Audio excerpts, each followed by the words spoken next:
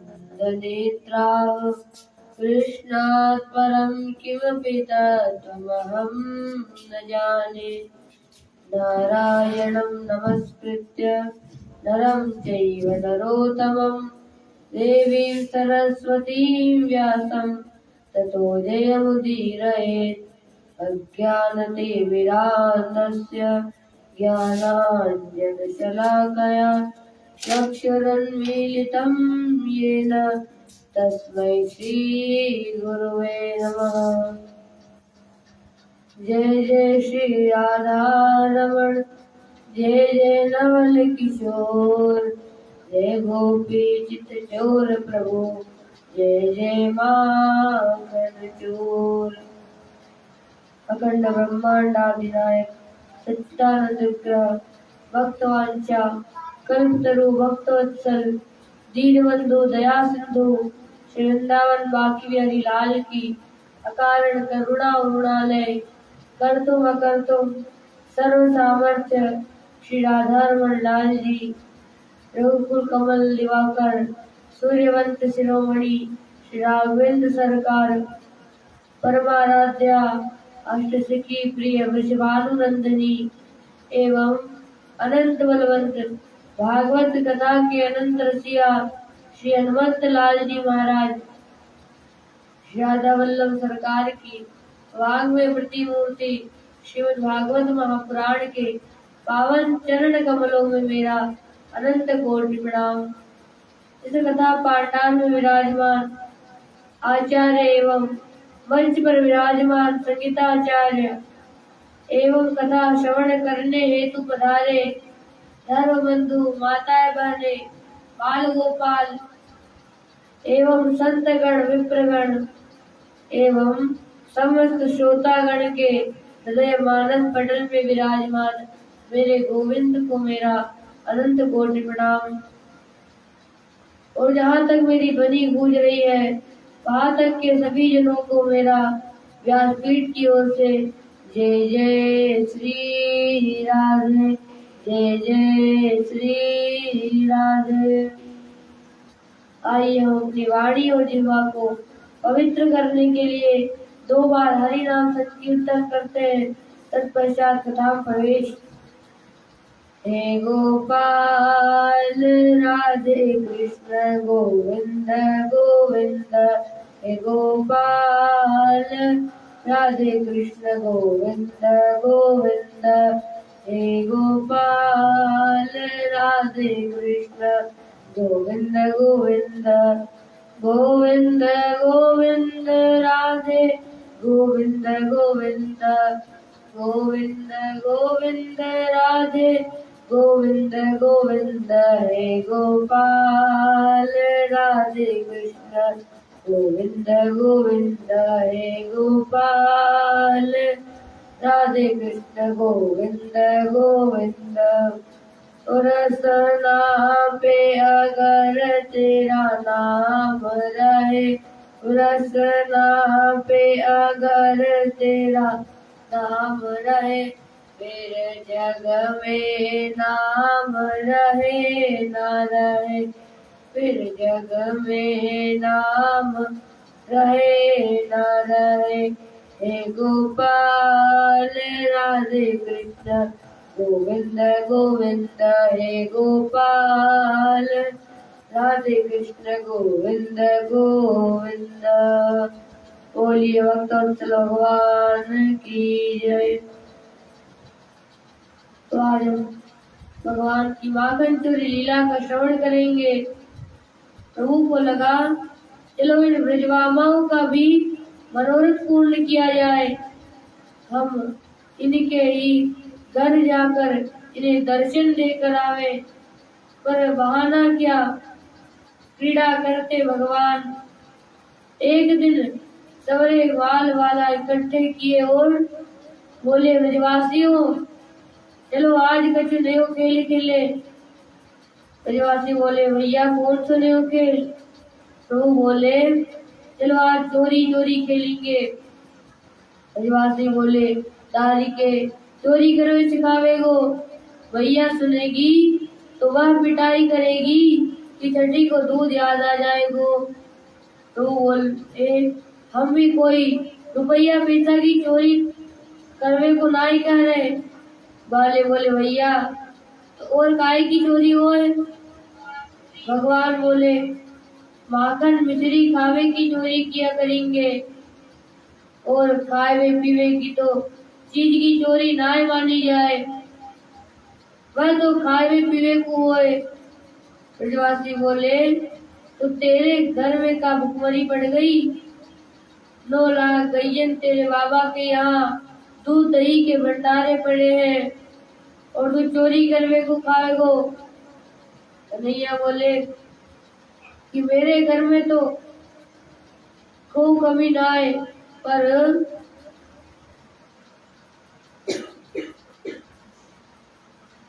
किसी दामा को तो देख 1.5 हड्डी के होता जा रहा है और जब भी मैं पूछूं तो भैया तुम इतने कमजोर कैसे रहे हो?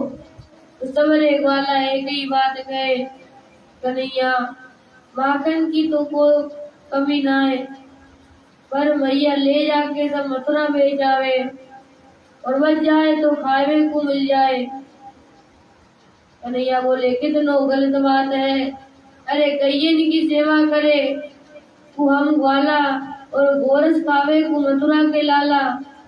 ऐसे ही बेचते रहेंगे तो मथुरा के लोग तो पहलवान बन जाएंगे और अपन सब बेच बेच के 1.5 हड्डी के बन जाएंगे। ये बात ठीक ना है, वो सेवा हम करेंगे तो गोरस को आनंद भी हम ही लेंगे। तो ग्वाल वालन ने एक स्वर में कहा ठीक है लाला, तेरी यह बात में तो दम है, चल कौन के घर में चोरी करे? कन्हैया बोले पहले तो अपने अपने ही घर में चोरी करवे को अभ्यास कर ले। घर में जब चोरी करवे में सफल हो जाएंगे तब पड़ोसी के घर में सोचेंगे। तो गालन ने अपने अपने घर में चोरी करी, कछु सफल भये कछु विफल भये और कछुअन की तो पिटाई भी भई। दूसरे दिन सब इकट्ठे होकर चर्चा करने लगे कि आज मुँह पर ये बीती, मुँह पर ये बीती। एक छोरा बोलो लाला जन्म कर्म में पहली बार चोरी करी तो मैया ने वहाँ पिटाई करी कि मेरी पीठ ही लाल कर दी। कन्हैया बोले जाधारी के पहली बार तो चोरी करी और पिट के आ गए हो। ब्रजवासी बोले लाला हमारे बाप दादन ने तो कबू चोरी करवो ना सिखायो हमको। कन्हैया बोले तो ठीक है हम सिखाएंगे तुमको। तो आज से प्रशिक्षण चालू हो गया, हम सिखाएंगे सबको चोरी करना। मंडली बनाओ, विद्यालय में भर्ती हो जाओ।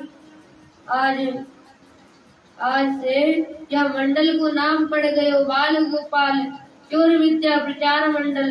भगवान का मंडल बन गया एक, चोर विद्या का प्रचार करेंगे। हम आपको चोरी करने में निपुण कर देंगे। फिर क्या था महाराज, मंडल के सदस्य बढ़ते चले गए और घर घर में माखन चोरी लीला प्रारंभ हो गई। भगवान ने ब्रजवामाओं का मनोरथ पूर्ण करने के लिए ही माखन चोरी लीला की। अब तो गोपियन को जब भी दर्शन करना हो तो सब भी गोपियां इकट्ठी होकर शिकायत के बहाने दर्शन करने घर को आ जाती और कहती अरे यशोदा रानी मैया दौड़ी आई, आओ बहन आओ। सबकी सब आज कैसे दर्शन देवे आई, मैंने तो कोई बिलोवा ना भेजो। तो गोपी बोली तेरे लाला के गीत गावे ना आई, तेरे लाला की करामा सुनावे आई है। तो गोपियां बोलती है कि हम कोई चुगलखोर नहीं है जो ताऊ के पीठ पीछे चुगली करके चले जाए।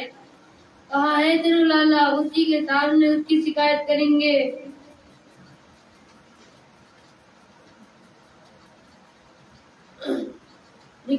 निकाल वहां को बाहर। सोई मैया आवाज लगावे, ओ बेटा कनुआ। कन्हैया दौड़े चले आए, हाँ भैया क्या बात है। मैया बोली, लाला देख तो सही, सब की सब गोपियां आज तेरी शिकायत लेके आई हैं। तू इन गोपियों को तंग करेगा। शिकायत को नाम सुनते ही गाल फुलाए के मुंह लटकाए के बैठ गए गोपाल। भगवान की इस भोली वाली सूरत को निहार कर गोपियों का तो आनंद आ गया। सब गोपियां तो भगवान की इस मधुर झांकी का दर्शन करती हैं और एक गोपी मैया को बातों में उलझाए लेती है। यशोदा तेरे लाला सामने ही बोलो बालो बने, बाकी तो इसको पीठ को चेहरो बड़ो ही खतरनाक है। वत्सान मुंचन कचित समय रोदन जात हास तेयम स्वाद्य तदिपय कल्पिते हो गई। मरकान भोक्षण विभजति सचेनाति भांडम विनति द्रव्याला वेशग्रह कुपितो या तो क्रोध तो कान। एक गोपी बोली कि भैया तेरे छोरा आयो और मेरे घर के सबरे बछड़ा खोल के भाग गयो। भैया आजकर बोली, तो गैया दुबे को जा रही होगी तो मेरे छोरा ने बछड़ा खोल दिए, क्या की आदत है।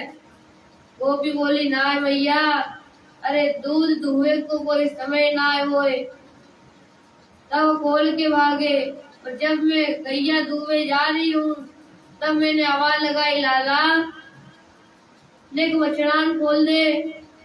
तो आग दिखाए के बोले, तूने कहा मोकू नौकर समझ के राखू है, अपनो तेरो हाथ काम ना करेगा। मैया मैंने कही कुछ तमाम मोकू बातें सुनाए के भाग गयो और अपनी मर्जी से जब चाहे तब बछड़ा खोल के भाग जाए। मैया बोली, तो फिर एक काम कर, वरना या को एक दिन ना पकड़ कर अच्छी तरह आंख दिखाए के डांट दियो तू, तो या की हिम्मत ना पर व्यवहारी। दूसरी गोपी बोली, मैया खूब डांट के देख लियो, तो जैसे ही तेरे लाला को मैं आंख दिखाए के डांट में लग जाऊं, सोई यो खिलखिलाए कैसे में लग जाए। अब भगवान न जाने आपकी हंसी में का जादू है कि मोही हंसी आ जाए, सारी गुस्सा ठंडी पड़ जाए। मैया बोली, तो एक काम कर बेटा, मेरे लाला तेरे घर पे जैसे ही घुसे या को माखन परोस के खवाए दी होकर, तब तो कोई वो परेशान ना करेगो। एक गोपी बोली, मैया मैंने परोस के भी खूब देख लियो, मैंने परोस के एक दिन दियो और वहां से हाथ जोड़कर बोली, लाला तू बैठ के खाए ले। आंख आंख दिखाए के बोलो, ए गोपी तेने का मुंह को भिखमंगा समझ रखो है, मैं का भूखन मरूं, तू आके मेरे घर खाइयो, मैं काऊ के घर ना खाऊं।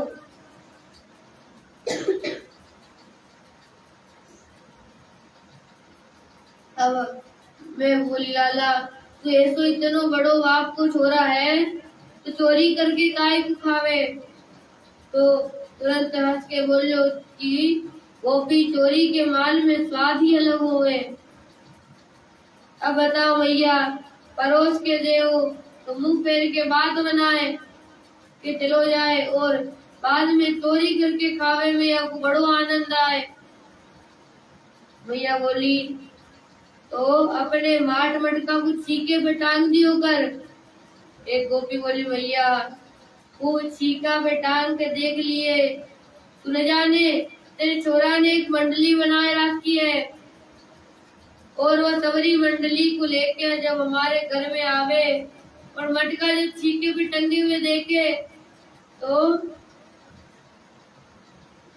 तगड़े छोरा को घोड़ा बनाए के वहां के ऊपर दूसरों खड़ो कर वहां के ऊपर तीसरों खड़ो करे और सबके ऊपर यो अध्यक्ष महोदय जाकर खड़ो हो जाए तो यहाँ के हाथ में मटका आ जाए और खानो प्रारंभ कर दे और टपका टपका कर सबरे ग्वालन को भी खिलावे। एक गोपी बोली मैया तू मेरी सुन, तेरा लाला एक दिन मेरे घर में आयो, मैं चुपई सब देखती रही, छुपी छुपी देखती रही और खातो रहो मैं कछु ना बोली। चलो खाए लेन दो, बच्चे हैं अपने हैं, खावे पीवे की चीज है, खाए लेन दो। तो मैया खाते खाते या को पेट भर गयो, सोया ने सबरे ग्वाल मंडली को खवायो और फिर ग्वाल वालों का भी पेट भर गयो, सोया ने सबरे ग्वाल को खवाए के फिर कुछ ना बोलो। पर खाते खाते तब ब्रजवासन को पेट भर गयो तो चने जाने खाते आवाज लगाई कि सबरे बंदर इकट्ठे हो गए और मेरे फिर भी कछु ना बोली कि चलो खाए लेन दो। पर बंदरन को भी जब खाए के थक गए, पेट भर गयो बंदरन को, तो सूंघ सूंघ करके मटका भागवे लगे। बंदर जब मटका सूंघ के भागवे लगे तो तेरे लाला ने मटका उठायो और बंदर की तरह ये भी सूंघने लगे और मटका को सूंघते ही आने नाक सिकोड़ के बोलो राम राम, इतनो सड़ो सड़ायो माखन घर में राख्यो है या बंदर वो ना खावे। और ऐसे माखन को कोई आदमी खावेगो तो बीमार ना पड़ेगो, का जरूरत है ऐसे सड़े माखन को राखवे की। अब अंदर तो धड़ाम से मटका पटक कर भाग गयो। अब बता यशोदा स्वयं खावे, बालन को खिलावे, बंदरन को भी खिलावे और सड़ो माखन बताए के भाग जावे। एक गोपी बोली मैया मेरी ओर सुन ले, मेरे घर में ना गैया है ना गोरस है, दूध दही को कोनो काम ना है, मेरे घर में तेरो छोरा घुसायो सब। अब याने घर को कोनो कोनो एक एक छान मारो पर खाएवे को कछु ना मिलो।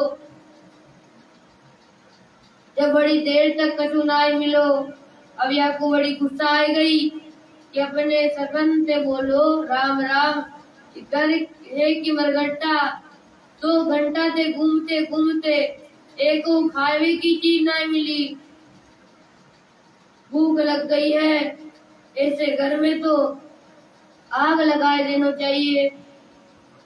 अब गुस्सा के मारे या कुछ जब कछु ना मिलो तो एक कमरा में घुस गयो।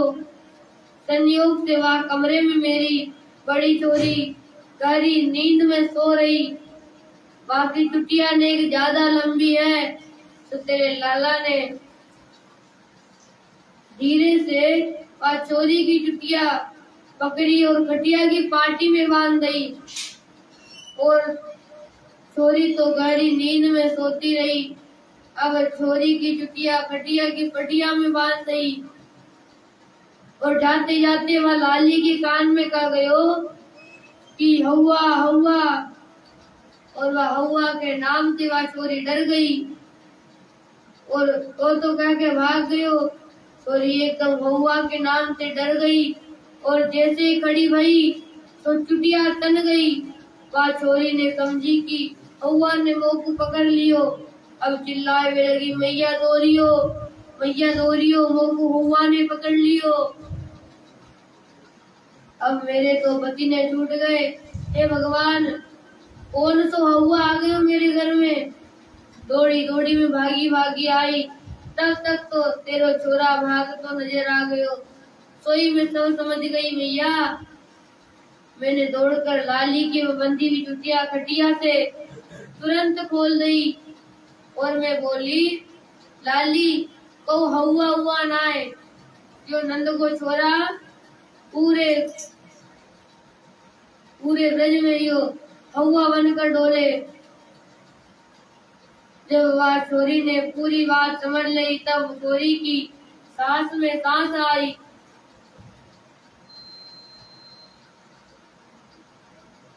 अब तेरे लाला की काम कहाँ तक सहन करे। मैया तिरछी निगाह से लाला को देखने लग जाए। सूरी लाला तो कन्हैया इतनी रोनी सूरत बनाए लेते हैं कि मैया को दया आ जाती है।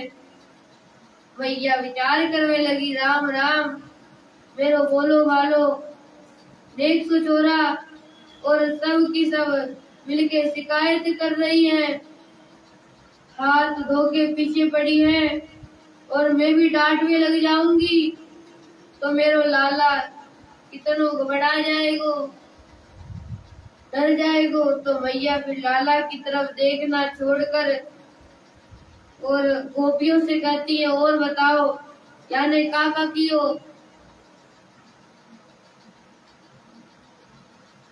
तो और जैसे गोपियन की बात ध्यान से सुनने लग जाए मैया, सोई कन्हैया धीरे से मुंह उठाए के मैया को मुड़ो देखे और मैया को मुंह जब गोपियों की तरफ देखते हैं तो सामने खड़ी गोपियों को टेढ़ी भ्रुकुटी से देखने लगते हैं माधव।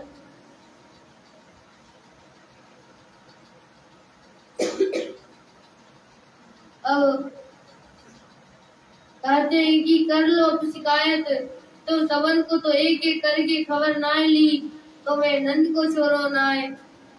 गोपियां कहती है, देख मैया अब यहाँ को चेहरो सोई मुंह लटकाए के कन्हैया फिर जैसे के तैसे है जाए। तो मैया जब भी देखे तो लटका हुआ और मैया की निगाह नेक टेढ़ी मेढ़ी हो जाए सो सोई या आंख मटकाए के देखने लग जाए। यही नटखट रूप निहारने के लिए गोपियां घंटों तक शिकायत करती थी। उनसे कुछ तो सही होती थी और कुछ तो मन से ही बोल लेती थी। बाद में मैया समझाओ करे, सुनो बहनाओ मैंने तो तुम सबन की सुन ली, अब मेरो छोरा यदि तुम्हें चोर मालूम चले तो काऊ दिनाया की चोरी पकड़ के दिखाओ। अब मैया बोली, पकड़ के दिखाओगी तब मानूंगी। मैया लाला को पक्ष लेकर सब गोपियों को भगा दे और बाद में अकेले में समझावे, देख बेटा ये चोरी कर वो अच्छो काम ना है, तेरे घर में कोई कमी है का जो चोरी कर तो डोले। कन्हैया कहते, मैया तू बड़ी भोरी भारी है, इन गोपियन की बातन में बताओ करे, ये सब की सब नंबर 1 की ड्यूटी है। मैया हंसकर बोले, लाला तो मोह इतनो पक्को भरोसा है कि तू ही ब्रज में केवल सत्य नारायण है, बाकी सब झूठे हैं। कन्हैया सोचने लगे, वाह मैया तो मोह को पहचान गई। पुनः मैया ने समझाते हुए कहा, काऊ दिना तेरी चोरी पकड़ी गई तो समझ लीजिए कि मैया अकेले में कबू डांट दे कबू समझा दे और यही आनंद लेने के लिए गोपियां आए दिन शिकायत लेकर वे आती। इस प्रकार भगवान सब ब्रजबामाओं का मनोरथ पूर्ण करने के लिए घर घर माखन चोरी लीला करने लगे। अब एक दिन प्रभु ने सोचा कि ब्रज का माखन तो खूब खा लिया, अब जरा ब्रज की रज का भी तो स्वाद लेकर देखे। ब्रज रज की बड़ी महिमा है, क्रीड़ा करते हुए प्रभु एक दिन ब्रह्मांड घाट पर गए और समय की आंख से छुपकर मिट्टी को ढेला गटक गए। दाऊ ने देखा, कन्हैया तेरे मोड़े में क्या है? कन्हैया मुंह बंद कर कर मुंह कर रहे और दाऊ भैया बोले, अच्छा मोते झूठ बोलो सीख गए तू, चलो मैया तेरी शिकायत करूं। पकड़ कर दाऊ भैया सब ग्वालन के साथ मैया के पास ले गए। मैया कृष्णो मृदम बक्षितवान, मैया ते कन्हैया ने आज मिट्टी खा ली। मैया घबराई गई, है भगवान कल तक तो यहाँ की माखन खाए हुए की शिकायत मिली थी, तो मैंने सोची चलो माखन तो खावे पीवे की चीज है, खा लियो तो खा लियो।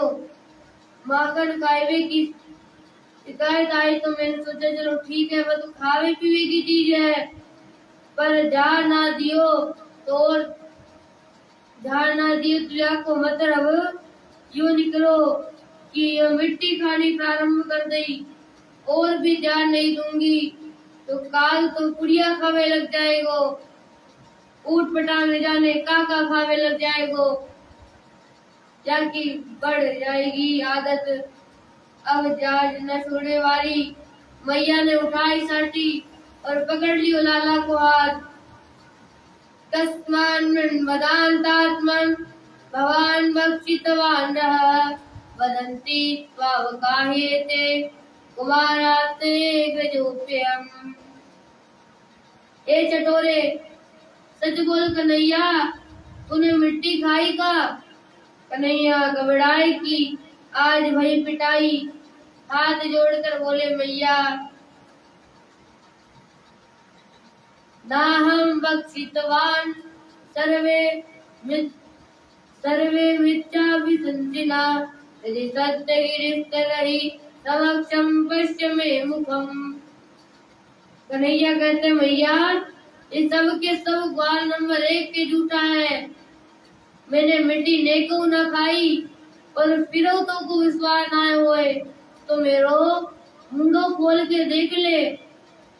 मैया बोली हाँ ये बात तूने बिल्कुल सही कही, चल दिखा अपनो मोड़ो। अब प्रभु ने सोचा कि मेरे मुख में है माटी और मैया के हाथ में है साटी, कहीं माटी देखते ही कहीं साटी ना लगवे लग जाए। तो मुख खोलती भगवान ने मैया को सारा ब्रह्मांड दिखा दिया, नदी पर्वत बाग बगीचे वन वाटिका सूर्य चंद्र तारा मंडल आदि सब देख देख कर मैया थर-थर कांप गई, आंखें मीड़ कर देखने लग गई है भगवान कि नदी पहाड़ मेरे लाला के मुंह में कैसे दिखने लग गए। ओहो समझ गई, मेरा लाला तो साक्षात नारायण है, वास्तव में भगवान है कि मैं कोई स्वप्न देख रही हूँ या काऊ देवता की माया है कि बुद्धि को भ्रम है। नहीं नहीं ये कुछ भी नहीं है, ये निश्चित नारायण है। नारायण समझकर भगवान को जो ही हाथ जोड़कर प्रणाम किया तो भगवान को लगा कि ये माधुर्य लीला में ऐश्वर्य कहाँ से आ गया। मुंह बंद करके भगवान तुरंत मैया से हंस कर बोले मैया और सच्ची सच्ची बोली लाला मिट्टी की बात करे, तेरे मुंह में तो बड़े बड़े पहाड़ हैं। कन्हैया ताली बजाकर बोले मैया तेरे बुढ़ापे में आंखों को चकाचौंध खाए गई होगी, अच्छी तरह से आँख साफ करके देख, मेरे मुंह में कोई नदी पहाड़ ना आए। बार बार फाड़ करके मैया देखे पर तेरे मुंह में कछु ना आए, ये तो बावरी आकर में कछु हुए है। और लपेट के कन्हैया को चिपकाए लियो हृदय से, हे भगवान बुढ़ापे में कैसी कैसी बीमारी लग जाए, नेक देर पहले ही कैसी चकाचौंध मेरी आंखें, और मैं तो घबराई गई। सारी भगवत्ता को बुलाकर मैया फिर वह वात्सल्य प्रभु के ऊपर बरसाने लगी।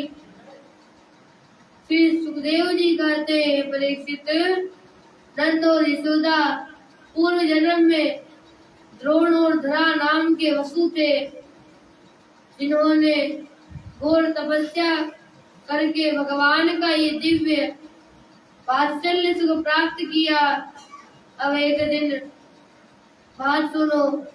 एकदा गृहदासीषु यशोदा नंद गेहिनी कर्मांतर नियुक्तासु निर्ममन्तु स्वयं दधि यानि यानि गीतानि तत्त्वाले चरितानि च तदि निर्ममन्थले काले स्मरन्ति तान् गायत। दीपावली का सुंदर दिन था। मैया को घर में बहुत सारे काम करने थे।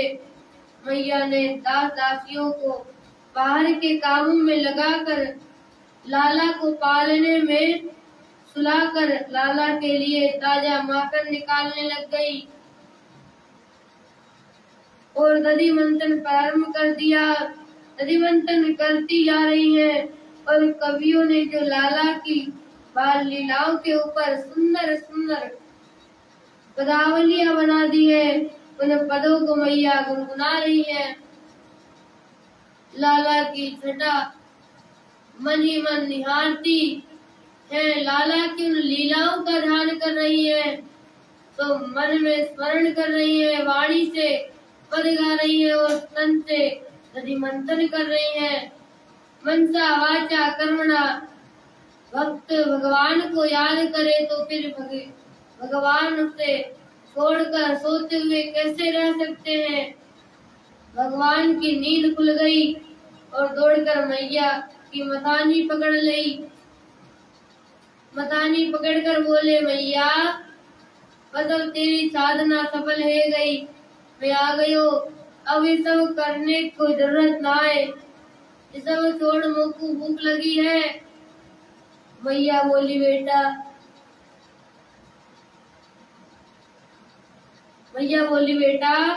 तुमको भूख लगी है और अभी ताजे माखन में तो समय लगेगा, तो चल मेरो ही दूध पी ले। और गोद में बैठा कर मैया अपना स्तनपान कराए में लगी। माँ का दूध माधव मुंह तो भाव से पी रहे हैं। अचानक पीते पीते बोले, मैया एक बात पूछूं? मैया हंसकर बोली, बेटा एक ना है तू 10 बात पूछ। लाला बोले, मैया या तो बता, तो कुछ दूध ज्यादा प्यारो लागे कि पूत? मैया बोली, जादारी के जे भी कोई पूछने की बात है का? अरे बेटा मुझे तो पूत ज्यादा प्यारो लागे। मैया बोली, जादारी के कन्हैया बड़े पसंद है गए। मैया ने मोते बड़ो प्रेम करे और इतनों में मैया ने कहा दे, क्योंकि चूल्हे में दूध उबल रही है, तो दूध उबल तो देखो। तो मैया ने उठा के लाला को नीचे पटक दियो और जमीन में पटक के लाला को मैया दूध उतारवे को भागी। कन्हैया खूब गुस्सा है गए कि सुखदेव बाबा कहते हैं कि अतृप्त अवस्था में माधव को छोड़कर मैया भागी, तो लाल लाल अरुण अधर लाला के फड़कने लगे। गुस्सा आए गई कि अब हाल ही कहती है कि मोकू पूत ज्यादा प्यारो लागे और दूध देखते ही पूत की छुट्टी कर दी। लाला ने खायो एक पत्थर और दूध दही के जितने माट मटका थे सब धमाधम सवेरे फोड़ दिए। अब मैया जब दूध दही बिखर गयो, कीच मच गई, सोई आके मीड़ मीड़ कर रोने लगे, हे भगवान आज मैया बहुत मारेगी, गुस्सा में आकर इतना नुकसान कर दियो। छोरन की आदत है कि पहले जानबूझ के नुकसान करे और मैया मारेगी ये सोचकर पहली रोज दोनों चालू कर दे, तो झूठ मूठ के आंसू निकालने लगे और बंदरों को बुलाए के उकल पर चढ़े खड़े हुए करके माखन लुटाने लगे। मैया ने उधर दूध उतारा पर धम धम की आवाज सुनकर मैया दौड़कर आई और जो देखा कि आज तो घर के माट मटका फूट गए। अरे राम राम, अब तक तो मोए विश्वास न हो तो, पर आज सबको विश्वास रह गयो। गोपिया बिल्कुल ठीक है, आज तो यहाँ ने मेरे घर में सबरे मटकान फोड़ दिए, तो मैं वो आज छोड़ने वाली ना है। मैया ने उठाई साटी और जा लाला को पकड़ में भागी। कोई लाला ने दौड़ लगाई, अब आगे आगे कन्हैया, पीछे पीछे मैया। परीक्षित कर ले दर्शन, ऐसा भागता हुआ ब्रह्मा तुमको कहीं नहीं मिलेगा। बहुत भागी मैया, पर पकड़ में नहीं आए कन्हैया। मैया तो पसीना पसीना हो गई, लाठी टेक के बैठ गई। देख लाला, तू पकड़ में आ जा, नहीं बहुत मारूंगी। कन्हैया बोले मैया तू मारेगी इसलिए तो मैं भाग रहे हूँ। मैया बोली ना है बेटा, तू राजी राजी मेरे पास आ जा, तो मैं मारूंगी ना है। मैया बोली, कन्हैया बोले तो क्या करेगी तू। मैया बोली कि बेटा तेरी पूजा करूंगी। अब कन्हैया पूजा करेगी तो हाथ में इतनी लंबी चौड़ी लाठी काहे को ले हुए। मैया बोली बेटा बुढ़ापे में सबन को लाठी पकड़ के चलना पड़े, ये लाठी तेरे ताए ना है, ये तो मेरे सहारे के ताई है। अब और तू लाठी से डर लगे तो ले फेंक दे मैंने लाठी। कन्हैया बोले देख मैया पूजा करियो। हाँ बेटा जरूर करूंगी। कन्हैया पूजा को मतलब ही ना समझे और पूजा कराए हुए आ गए।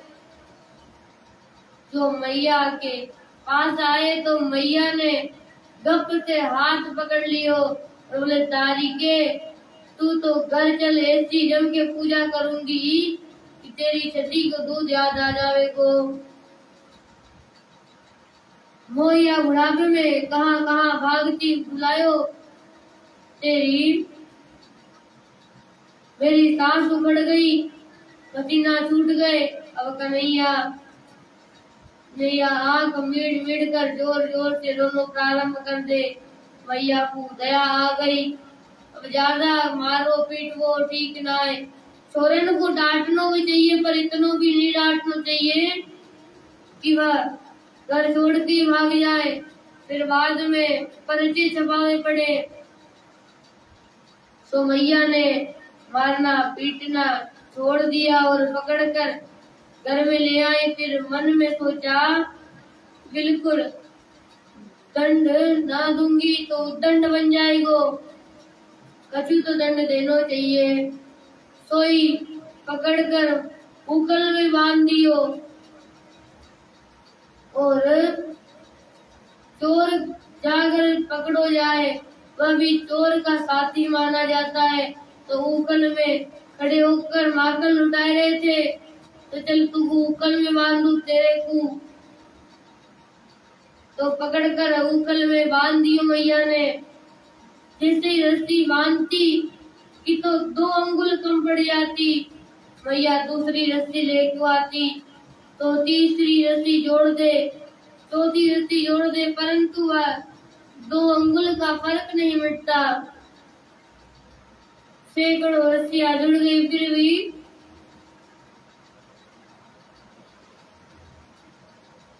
रस्सियां जुड़ गई, फिर भी 2 अंगुल का ही कम पड़ रही है। कैसा अद्भुत भगवान का चमत्कार है।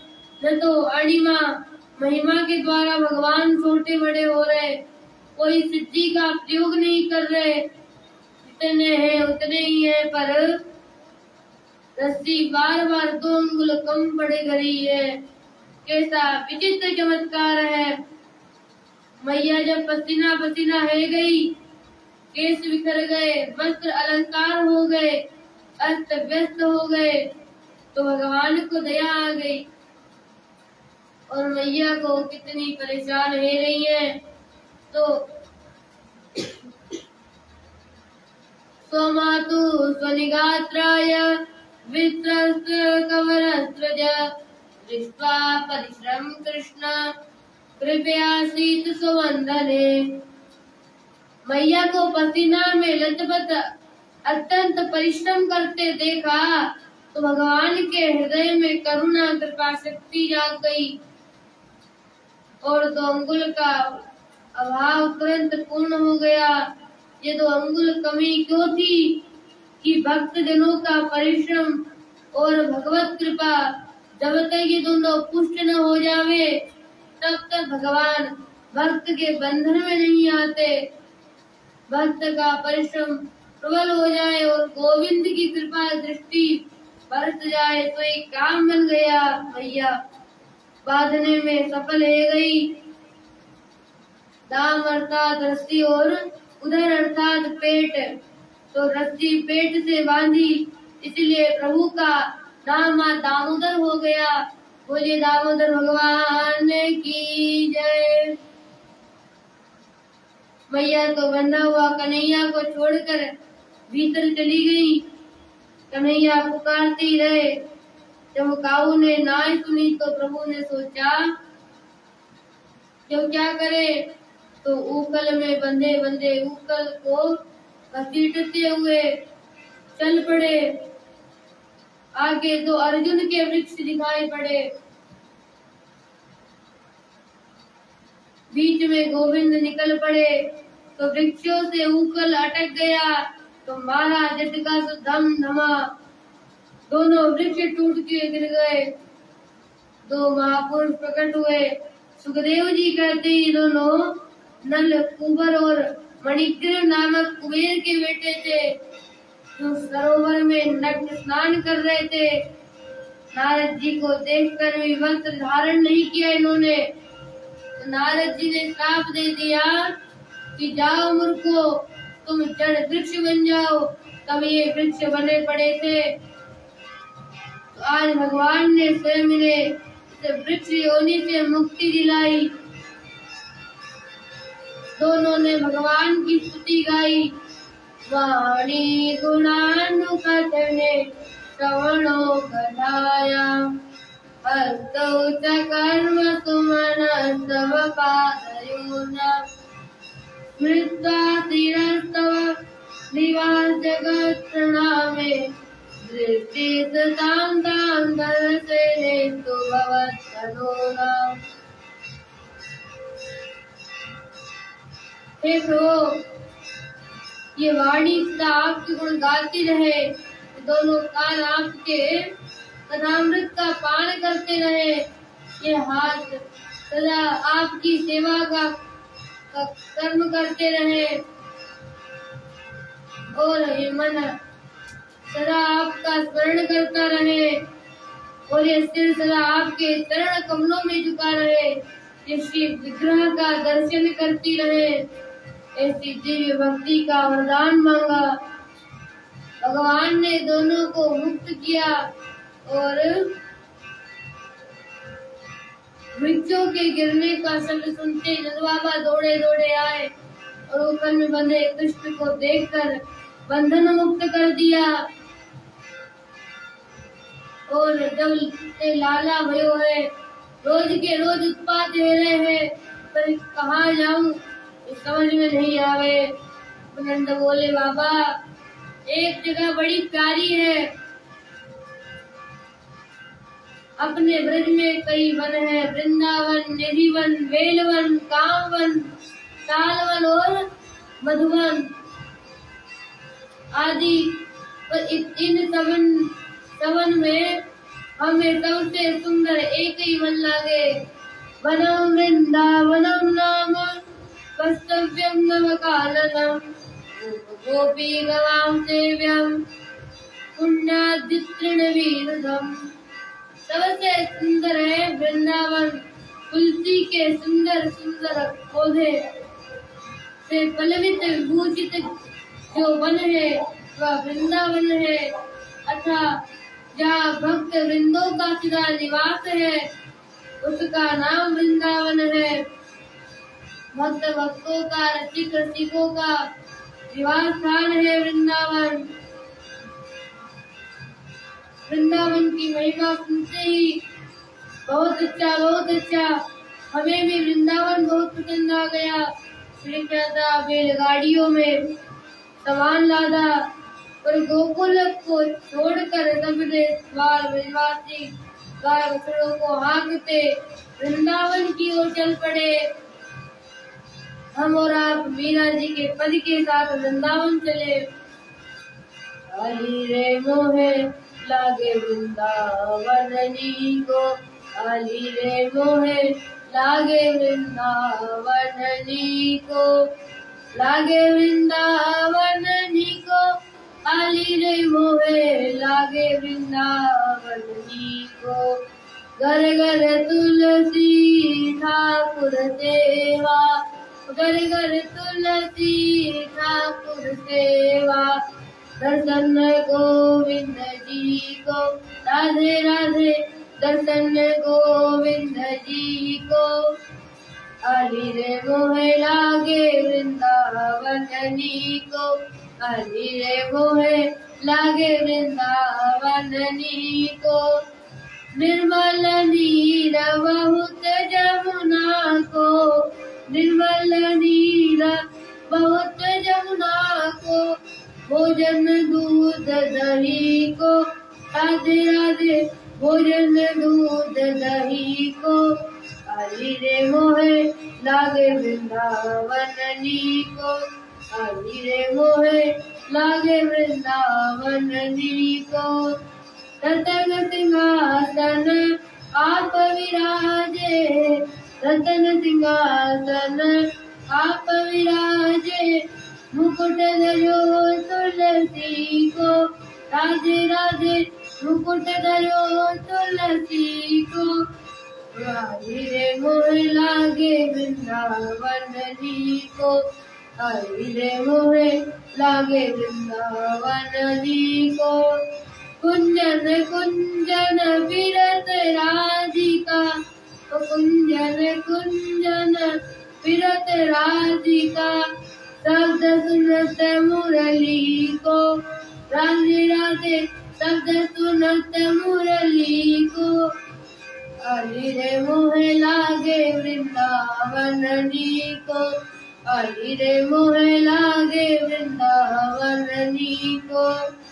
मीरा के प्रभु गिरधर नागर, मीरा के प्रभु गिरधर नागर, भजन बना नर पी को, राधे राधे भजन बिना नर पी को।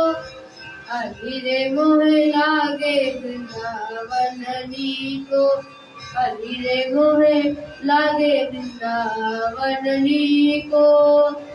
बोलिए भक्तवत्सल भगवान की जय, राधा रानी सरकार की जय। वृंदावनम गोवर्धनम यमुना पुलिनानि च, वीक्षासीत तमाम प्रीति राधा माधव यो नृपा।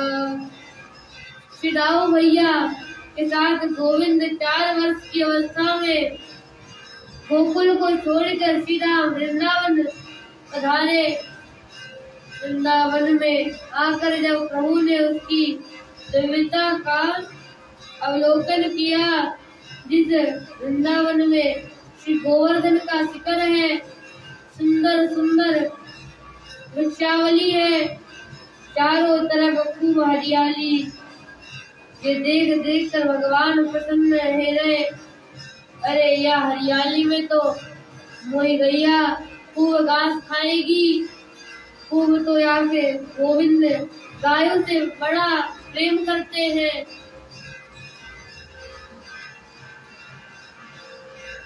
वृंदावन के तृण को देखा तो, घास फूस को देखा तो हरियाली को देख देख कर बड़े प्रसन्न है गए। मैया यह खूब प्रसन्न रहेंगी, मैया खूब या घास पाएंगी, यमुना का निर्मल जल प्रवाह करें। जब दर्शन किया यमुना जी का तो भगवान का मन ब्रजभूमि में लग गया। केवल अकेले श्री कृष्ण के ही नहीं, राधा माधव यौन का संबोधन करके सुखदेव जी कह रहे हैं कि परीक्षित, यही दोनों भाइयों का मन किसी भूमि को देखकर अत्यंत प्रसन्न हुआ है तो केवल श्री राम वृंदावन है। इसलिए विशेष संबोधन यहाँ नृप करके दिया गया है। सुखदेव जी कहते हैं कि दोनों भैया बड़े प्रसन्न हुए। कन्हैया तो दौड़े दौड़े मैया के पास गए, मैया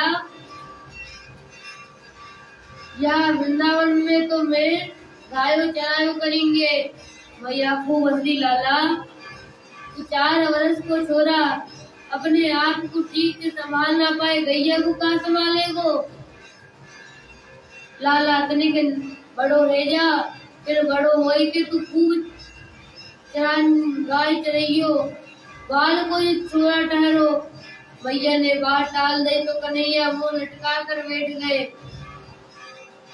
मैया समझ गई कि मैया बोली, देख बेटा यदि तेरी बहुत इच्छा है तो गैया बाद में चरइयो, पहले छोटे छोटे बछड़न को चरावा सीख जा। तो ठीक है भैया, कन्हैया पिघाजी है गए। मैया ने अनुमति दे दी। अब बहू ने छोटे छोटे बछड़ों के साथ अपने बालों के लेकर आसपास ही घूमना प्रारंभ कर दिया। मैया ने आज्ञा से ज्यादा दूर मत जाइयो, तो प्रभु ने आसपास ही बत्साचरण करने लगे। एक दिन बछड़ा चराते मैया की आज्ञा है ज्यादा दूर मत जाइयो, तो प्रभु आसपास की बत्साचरण कर रहे थे।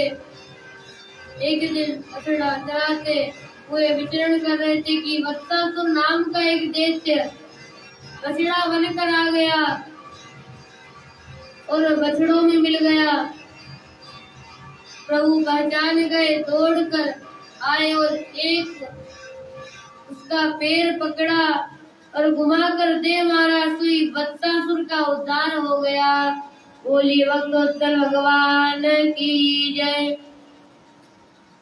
ऐसे ही एक दिन भगवान अपने बछड़ों को पानी पिलाने के लिए यमुना पुलिन पर आ रहे, तो वहाँ बैठा हुआ था बकासुर, एक पूतना का बड़ा भाई, जो इसने गोविंद को देखा।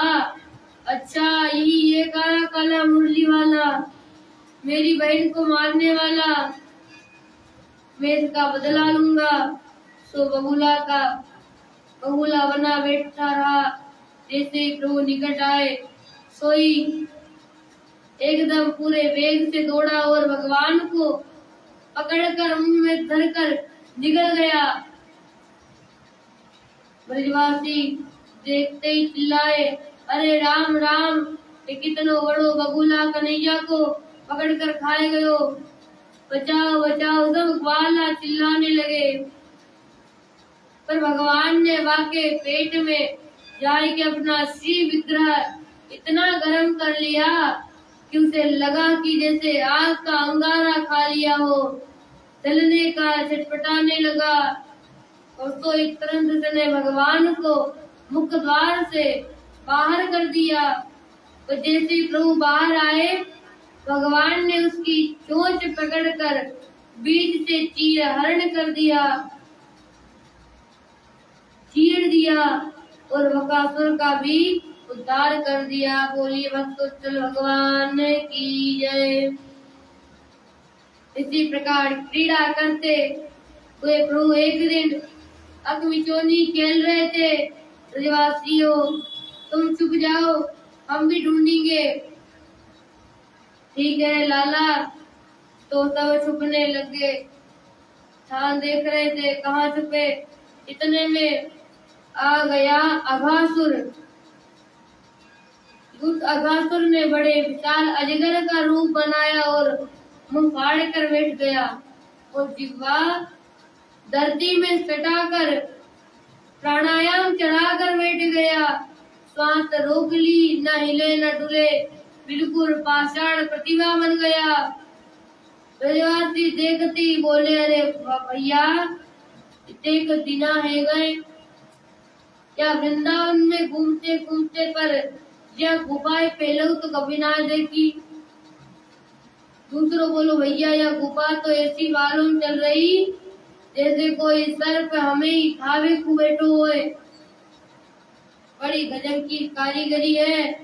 ऐसी सर्प के आकार की सजीव गुफा बनाए गई। भैया कलाकारन की कोनो जिनवंत नाय। एक बोलो भैया मैं तो ऐसा सुना कि वृंदावन की गुफा में बड़े बड़े महात्मा भजन क्यों करे। वे बाबा वैरागी सब बैठे होंगे, चलो देख के आए। अब आवे कौन के कैसे कैसे महात्मा है, चलो कुछ बैठे। अब जैसे ही बाकी जिह्वा पर कदम रखकर ब्रजवासी भीतर गए। एक बोलो भैया वृंदावन के महात्मन के बड़े ठाट हैं। देख तो सड़क ऐसी बना रखी है जैसे गद्दा बिछाए रखे हुए, ऐसी गजब की सड़क। तो वो नाई देखी भैया, चलिए और अंदर चले। जब दरवाजे से इतनी सुंदर है तो भीतर कितनी सुंदर होएगी। आगे बढ़े, लंबे लंबे वाकई दांत चारों तरफ। ये एक बोलो चोरे सफेद सफेद कूटा काय को टांग रखे। दूसरो बोलो कि ये वृंदावन के महात्मन को नियम होएगो कि अपनो सामान बाहरी खूंटे पे टांग के अंदर आवे। ठीक है भैया। तो यार जाके हाथ में जो होवे वह टांग देओ, अब भीतर ना घुसे। ठीक है भैया। तो जाके हाथ में जो हुए सब टांग दिए। अब और आगे बढ़े तो इतने अघासुर के जो अब तक सांस रोके बैठा था उसकी सांस धीरे धीरे बाहर निकली तो गरम गरम दुर्गंधपूर्ण वायु जब अंदर से आई तो ब्रजवासी नाक पकड़कर बोले, हे भगवान इतनी दुर्गंध कैसी आ रही है। ये और इतनी गर्म हवा। एक बोलो तो मालूम ना है बड़े बड़े योगी महात्मा या गरम गरम हवा निकली तो दूसरी बोलो चोरे तो फिर ये दुर्गंध कहाँ को आ रही है। एक ने कही, अरे भैया महात्मन को अपने शरीर को कोई होश तो ना रहे, वे कई कई दिनांत तक समाधि में बैठे रहे। कोई जीव जंतु उड़ा कर कहीं मर गयो होइगो तो की दुर्गंध आवे लग गई। आपस में समाधान कर ले। एक को बोलो भैया हमें तो लेकर डर लग रही है। दूसरा बोलो कि भैया काय बात को पहला बोला तू भी भूल गयो, वादिना कितनो बड़ो बगुला हमारे कन्हैया को निकल गयो। और कोई राक्षस होयो तो अपने कन्हैया को पकड़ के खाए गयो। भगवान न करे कि ये भी कोई असुर हमें ही खाए को बैठो होए। अब तो अपन सबको खाई ली कर लेंगे। सो सबरे ग्वाला एक स्वर में बोले, काय को घबराए रे, अपनो कन्हैया भी तो पीछे ही है। यदि कोई बबूला की तरह यो भी कोई बकासुर हुए हो तो यो हमारो कन्हैया याको भी मार देगो। जैसे बबूला मार दियो हमारे कन्हैया ने, वैसे ये भी चीर के फेंक देगो। अब अपन डरने की जरूरत ना है। और इतना कहकर ताली बजाकर शोर मचाते हुए सब के सब भीतर भाग चले गए। तो भगवान ने देखा राम राम सबके सब ग्वाला घुसे जा रहे। दूर से देखते भगवान ने अगासुर को पहचान लिए, आवाज लगाई, अरे ब्रजवासियों रुको रुको, ये गुफा नहीं है।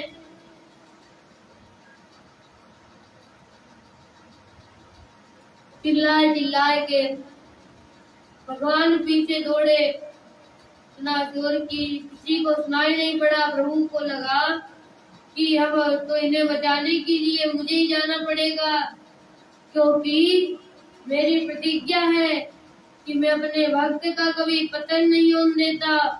ब्रजवासियों से भूल तो हो गई, परंतु उस भूल के साथ साथ उनका एक विश्वास भी है कि हमारा कन्हैया हमारे साथ है।